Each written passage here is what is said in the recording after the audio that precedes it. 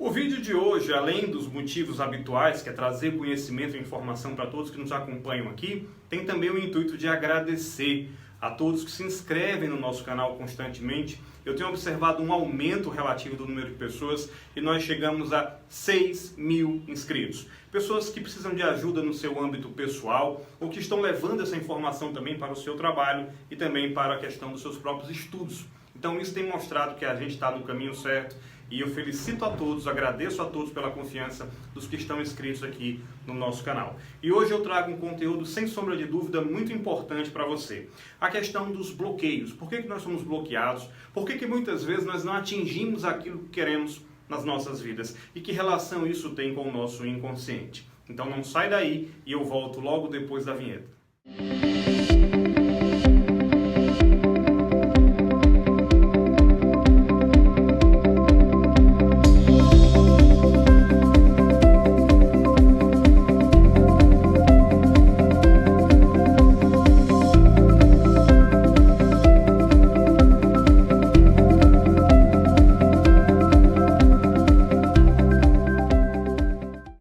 Ao longo dos vídeos do nosso canal, nós temos observado uma coisa muito importante, que o nosso cérebro está dividido, especialmente para esse vídeo aqui eu vou citar essas duas regiões, que é o nosso neocórtex, que é o nosso cérebro do raciocínio lógico, digamos assim, e também é uma área que é o nosso sistema límbico, que é responsável pelo processamento das nossas emoções. Então, não existe basicamente uma diferença ou uma divergência entre eles. Eles devem trabalhar juntos, né? Como diz o maior neurocientista da atualidade, Antônio Damasio, neurocientista português, ele fala que não dá para a gente separar ou entender de maneira separada o cérebro racional do nosso cérebro emocional.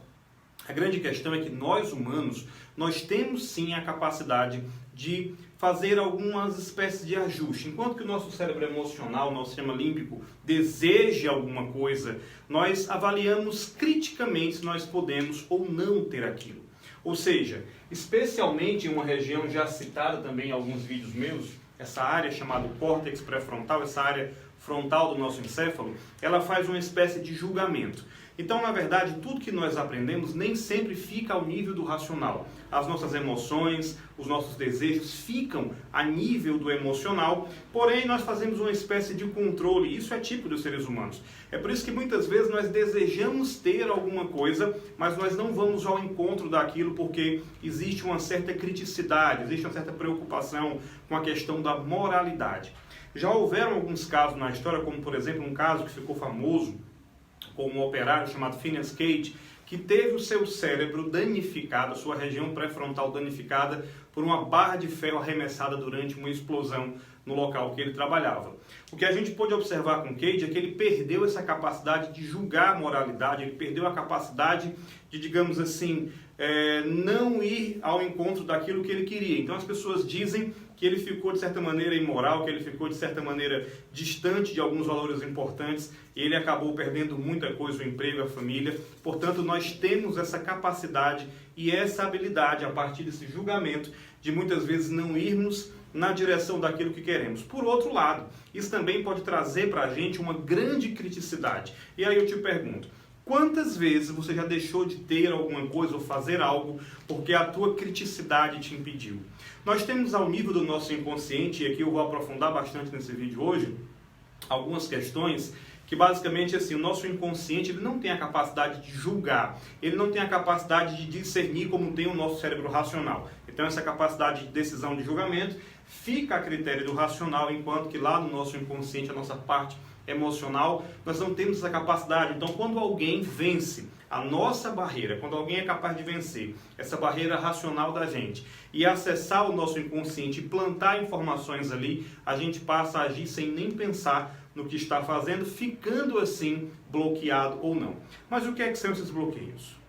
Bom, então o que é que são esses bloqueios de verdade? O que é que nós fazemos para que esses bloqueios possam atuar na gente? Basicamente, nós não queremos ter os bloqueios e, teoricamente, um ser humano ele é capaz de ir ao encontro dos seus objetivos simplesmente porque ele traçou de maneira racional. Mas seria muito bom se tudo fosse assim. Seria muito interessante se eu pudesse determinar, eu quero tal coisa, eu quero ser um palestrante, eu quero seguir tal carreira, eu quero fazer um investimento, eu quero mudar de país e as coisas pudessem acontecer a contento nosso, na verdade.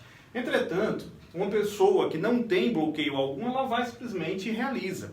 Tem aquelas outras pessoas que vão realizar uma espécie de caminho mais tortuoso até chegar no seu objetivo, vencendo as barreiras que tem. Mas tem outras pessoas que de fato parece que tem um bloqueio aqui. E esse bloqueio muitas vezes ele é dado por questão de sugestões, né? De sugestões que são plantadas na cabeça da pessoa ao longo do tempo. Então, digamos, por exemplo, que especialmente durante a infância, aquela criança que está passando por alguma situação de vida, alguém chega para ele e fala, você não é capaz disso, né? Ou simplesmente, não, isso não é para você, meninas não fazem isso, homens não choram. São apenas sugestões que, como vêm de pessoas próximas a nós, pessoas que nós acreditamos e não vamos julgar com o nosso cérebro julgador, com o córtex pré-frontal, digamos até que são pessoas que têm um acesso pleno ao nosso subconsciente. Então, o que vai acontecer é que essas pessoas plantam essas sugestões na nossa mente e a gente passa a obedecer cegamente. E muitas pessoas se perguntam assim, mas não seria fácil simplesmente eu detectar isso na minha mente e seguir? Bom, seria fácil. A questão é que 95% daquilo que a gente processa de maneira inconsciente, ou seja, está abaixo do nível mental daquilo que a gente sabe sobre si. O que a gente sabe sobre a gente, o que a gente se conhece, de verdade é muito pouco. Tá? Por isso que muitas vezes a gente recomenda que as pessoas invistam na questão do autoconhecimento. Autoconhecimento é saber exatamente o que se passa também na nossa mente, na linha do inconsciente, abaixo do inconsciente. Então essas sugestões, pouco a pouco, vão minando a habilidade das pessoas de tomarem decisões, de viajarem livremente, de comprarem aquilo que elas desejam, simplesmente de usarem até a roupa que elas desejam, e isso vai pouco a pouco sendo um fator que vai cerceando a liberdade mental dessa pessoa, e ao longo do tempo ela vai ficando bloqueada, sendo uma pessoa que procrastina aquilo que quer, sendo uma pessoa desorganizada, sendo uma pessoa também que muitas vezes tem ganhos secundários com o comportamento dela. Sim, ganhos secundários. São aquelas pessoas que se vitimizam, porque lá no subconsciente dela, ela tem o desejo de ser acolhido, de ser acatado. Porque no fundo, todo ser humano tem um desejo de fazer a coisa certa, de ser amado, de ser notado. Então as pessoas acabam muitas vezes fazendo aquilo que não é o correto para a vida dela, mas somente no sentido de obter esse ganho secundário, de que alguém dê atenção, de que alguém ligue para o que ela está fazendo, e muitas vezes até de satisfazer a vontade daquela pessoa que implantou esses, digamos, programações limitantes na mente dela. O fato também é que ao longo da nossa vida, nós passamos por situações que geram experiências. Então, a gente não aprende basicamente só com aquilo que a gente ouve das pessoas, tá? Mas também de acordo com as situações, aquilo que a gente vai chamar aqui de experiências de referência. Então, digamos que aquela pessoa passa, sobretudo nas idades mais infantis, até os 12 anos principalmente, quando a pessoa está formando o caráter, a personalidade dela. Então ela passa aqui por algumas experiências de alguma maneira que sejam negativas para ela. Digamos que aquela pessoa, para gerar os bloqueios que ela tem hoje, passou por uma experiência de impacto. Como, por exemplo, a mãe dizer para o filho, você não é bom o bastante, o pai dizer para o filho, isso não tem importância o que você faz, ou mesmo na vida adulta, porque sim, bloqueios podem também ser gerados na vida adulta, como, por exemplo, durante uma relação de trabalho ou mesmo num relacionamento abusivo. Hoje, muitas pessoas são travadas na vida, não conseguem progredir, tanto homens como mulheres. Infelizmente, no caso do Brasil, existe muito mais a questão da ação negativa do homem contra a mulher. Então, na vida adulta também, durante o casamento, durante o relacionamento, a pessoa pode ter essas más experiências de referência, tá? Uma ação negativa, um impulso.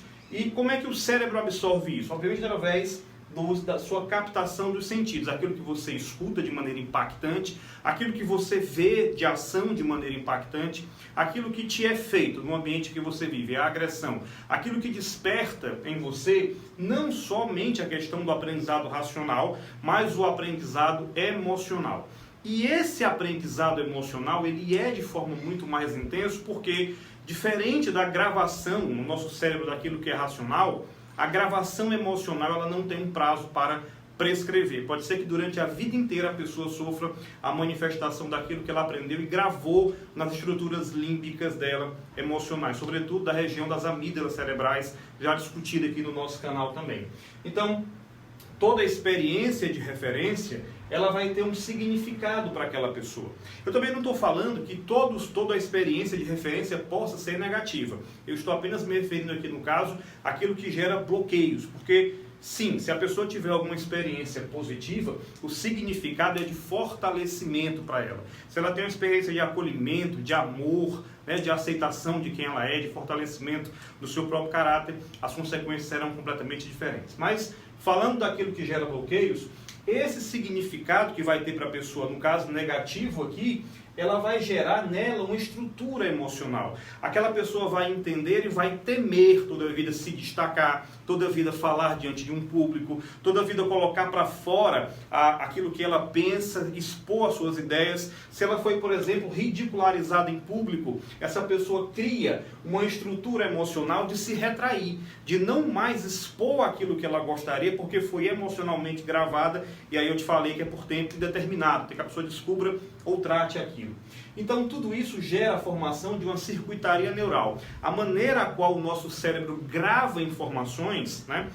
Existe um cientista chamado David Eagleman, que ele fala que basicamente é como se alguém tivesse queimando um CD, né? O CD é gravado a laser, um laser que vai queimando ali a mídia do CD, então no nosso cérebro essas experiências vão modificando as estruturas sinápticas, mexendo com a nossa circuitaria para que a gente grave aquela experiência negativa. Então essa pessoa passa a ter uma estrutura emocional a partir dessa circuitaria negativa, então isso gera nessa pessoa consequentemente um bloqueio que vai determinar as suas ações, o seu comportamento. E também, como aquela pessoa tem aquela estrutura formada por essa experiência negativa, basicamente ela vai repetir esse padrão, ela vai ter uma repetição de padrão, ainda que de maneira inconsciente, ela não se dá conta, tá? E aí isso vai influenciar nessa pessoa, na vida dela, basicamente, todos os seus resultados. E essa pessoa começa a achar, não tenho sorte, a vida, o sol não nasceu para mim também, tudo que eu faço dá errado, será que é uma questão espiritual? E muitas vezes isso aqui é uma questão que foi gravada há muito tempo e essa pessoa não se dá conta desse processo que está acontecendo com ela. O fato é que também essas emoções, essas experiências que são geradas na infância ou mesmo na vida adulta, tendem a gerar uma espécie de emoção que é primária nos seres humanos, que é a raiva. Muitas pessoas andam com uma espécie de raiva acumulada dentro de si. E nos dias de hoje, a gente tem visto isso até com muita frequência.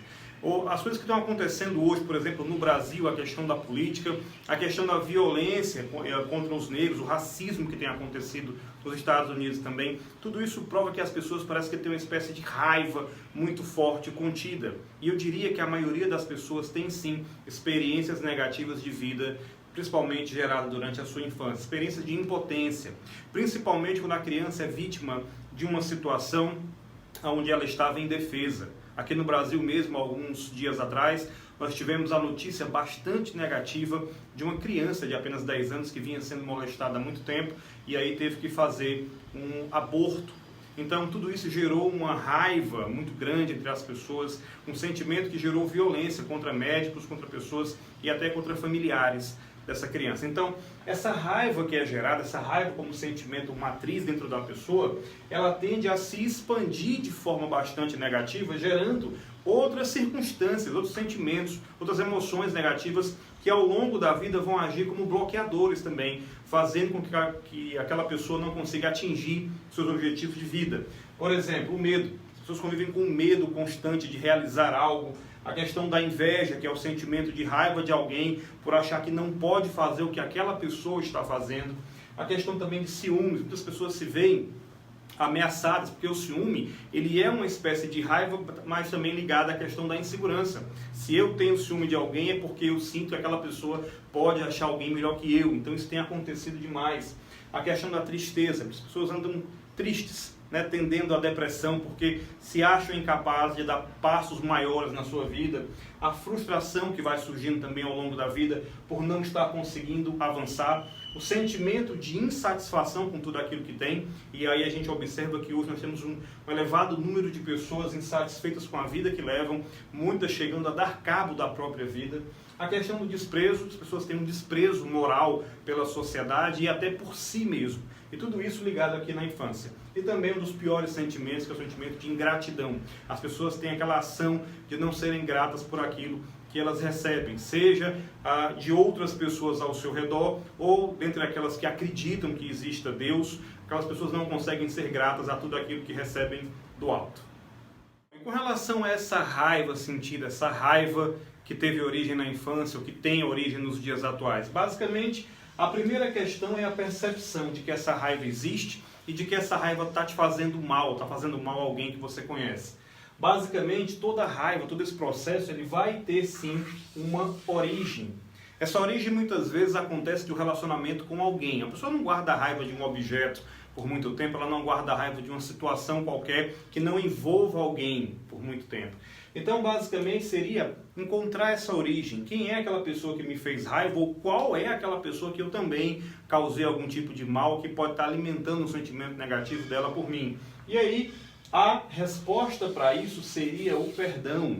E aí vem uma coisa surpreendente. A gente tende a achar, nós temos que perdoar alguém, alguém fez algo de errado com a gente. E muitas vezes, não só em sessões, como também em treinamentos que eu dou, eu já encontrei pessoas que disseram ali para mim: eu tenho que perdoar a mim mesma. Eu fiz mal para mim, ou eu estou fazendo mal para mim de alguma forma. Se esse perdão não acontece, essa raiva se prolifera, vai acontecer uma espécie de ira contra si e contra todos, e a pessoa acaba de maneira inconsciente implodindo a vida dela, e também um sentimento de culpa que ela carrega. E obviamente, essa pessoa ela vai ter aqui dois possíveis caminhos. O primeiro caminho é ter doenças físicas e espirituais, sim, porque essa raiva sentida, esse ódio armazenado, ele tende a gerar doenças físicas. A ciência tem cada vez mais provado isso, que essa adrenalina em excesso, que esse cortisol em excesso, ataca os ossos, desmineraliza a matriz óssea, ataca as células, afeta o núcleo das células e também acaba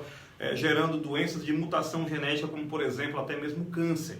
Então, isso aqui não é uma opção interessante nem inteligente para ninguém. Então, a pessoa pode simplesmente assumir a responsabilidade, ou seja, entender que é ela que tem que buscar para si essa cura através do perdão e buscar essas pessoas ou a si mesmo e encontrar alguma situação na qual ela possa ressignificar o que aconteceu. Como em muitos vídeos aqui do nosso canal eu já falei, que na nossa estrutura emocional das amígdalas cerebrais, nós temos ali uma gravação de algo que nos aconteceu, algo que nos remete a uma emoção muito negativa, mas que esse processo pode ser reimpresso. Eu posso, a partir do momento em que eu assumo a responsabilidade, tomo uma decisão, ser responsável por dar um novo significado a essa experiência que aconteceu no passado. É interessante também a gente comentar aqui nesse vídeo que o cérebro da gente trabalha através de um processo de padronização, ou seja, eu vou agir de acordo com aquilo que eu tenho como padrão para a minha vida. Então, tudo aquilo que você escuta, tudo aquilo que você vê, tudo aquilo que você conversa, tudo aquilo que você pensa, tudo aquilo que você repete que está acontecendo na tua vida, tudo isso parece que gera uma espécie de padrão e a gente fica seguindo. Então, se eu quero quebrar esse padrão de limitação, eu preciso começar a quebrar o tipo de conversa que eu tenho com as pessoas ou aquilo que eu escuto. Eu tenho observado muitas vezes, já não é o primeiro vídeo aqui no canal que eu falo sobre isso, a questão das músicas que as pessoas escutam, né? Que tem padrões de limitação quanto à questão amorosa, aquela questão que a pessoa fala, fique com a outra, não fique comigo, mas tire um tempo comigo, me use como... Enfim, tem um monte de coisa por aí que está fazendo com que as pessoas pensem muito menos do que o que elas realmente são. Então, a gente não pode dar espaço, você não pode dar espaço para que essas más sugestões aconteçam na gente, ganhem dimensão no nosso inconsciente, porque isso não está sobre a guarda do meu vigia consciente e eu posso não saber aquilo que está acontecendo comigo. Então, para que você quebre isso, é importante tomar conta daquilo que compõe, daquilo que vai observar e formar o ambiente em torno do nosso cérebro. E mais uma coisa importante também, nem tudo que nós temos na memória de fato aconteceu. Aí você pode estar se perguntando, tá maluco, João? Não, não estou. Pesquisas mostram também que muitas vezes aquilo que a gente armazena como uma experiência, entre aspas, tem uma espécie de construção. A mente não lembra de 100% daquilo que aconteceu com a gente. Então a gente acaba insertando, colocando ali alguns pontos, como se fosse criando imagens para restaurar aquele quadro, né? Como se fosse uma pintura falsa em cima do quadro original. Então muitas vezes a nossa interpretação da realidade é diferente daquilo que realmente aconteceu. Por isso que é importante que a gente ressignifique. Por isso que é importante que a gente invista tempo também nesse autoconhecimento, em ressignificar as experiências que passaram na nossa vida, para que a gente não tenha mais frustrações e nem bloqueios ao longo dela. Bom, eu quero agradecer a você que está aqui conosco no nosso canal e fazer mais um convite, fazer um convite importante, tá? Nos dias 10 e 11 de setembro eu vou estar fazendo uma masterclass, na verdade são 2 dias, uma semana de inteligência emocional e neurociência, e você é convidado. Eu vou deixar o link aqui abaixo da descrição e todos que fazem parte aqui do nosso canal vão poder estar comigo ao vivo, participando e tirando suas dúvidas. Caso você esteja vendo esse vídeo além dessa data que eu falei, além dos dias 10 e 11 de setembro de 2020, lá na frente eu vou estar deixando também o link gravado do que aconteceu, mas a oportunidade de estar ao vivo, ela é incrível e eu quero ter você comigo nesse momento. 10 e 11 de setembro e o link vai estar aqui abaixo para a tua inscrição. Um grande abraço e eu vejo você no próximo vídeo.